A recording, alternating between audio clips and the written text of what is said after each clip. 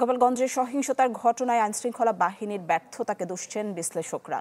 একই সাথে এনসিপির রাজনৈতিক দূরদর্শিতা নিয়েও প্রশ্ন তুলেছেন তারা। নির্বাচনের আগে প্রতিহিংসার রাজনীতি পরিহার করার পরামর্শ রাজনৈতিক বিশ্লেষকদের। আশিকিন প্রিন্সের রিপোর্ট। জীবন বীমা কর্পোরেশন নতুন নতুন পলিসি চালু করে আসছে। জীবন বীমা কর্পোরেশন।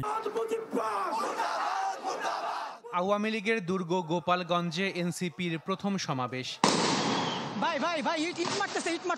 যেখানে আওয়ামী লীগের হামলাকে কেন্দ্র করে ঘটেছে ব্যাপক সংঘর্ষ ও প্রাণহানি।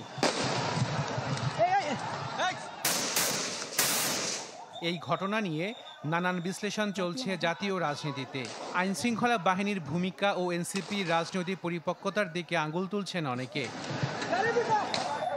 লেখক ও চিন্তক ফরহাদ মজহার দুষছেন স্থানীয় প্রশাসন এবং আইনশৃঙ্খলা বাহিনীর ব্যর্থতাকে। গোপালগঞ্জে নিঃসন্দেহে আইনশৃঙ্খলা বাহিনী এবং সেখানকার যারা আমাদের আছেন, প্রশাসনে যারা আছেন, তাদেরকে অবশ্যই নিরাপত্তা দেওয়াটা, নিশ্চিত করাটা এটা তাদের দায়িত্ব ছিল। তবে ঢাকা বিশ্ববিদ্যালয়ের রাষ্ট্রবিজ্ঞানের অধ্যাপক ডক্টর সাব্বির আহমেদ এনসিপির প্রসঙ্গে বলছেন, আবেগ দিয়ে রাজনীতি হয় না। রাজনৈতিক দল হিসেবে আপনি মানুষের কাছে পৌঁছতে হলে অনেক মগজ খাটাইতে হবে, কৌশলী হতে হবে।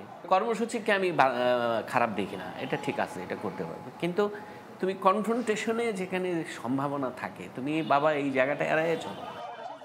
বিশ্লেষকরা মনে করেন বুধবারের হামলার ঘটনা ছিল পরিকল্পিত, তবে এর মধ্য দিয়ে আবারও প্রতিহিংসা রাজনীতি শুরু হলো।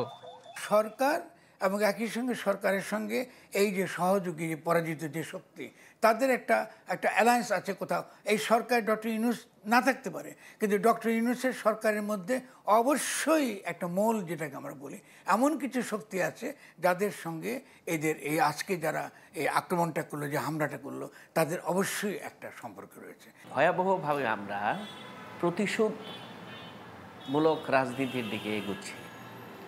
হ্যাঁ, ইট মাইট লিড টু সিভিল ওয়ার। যে কোনো সময় এটা হয়ে যেতে পারে।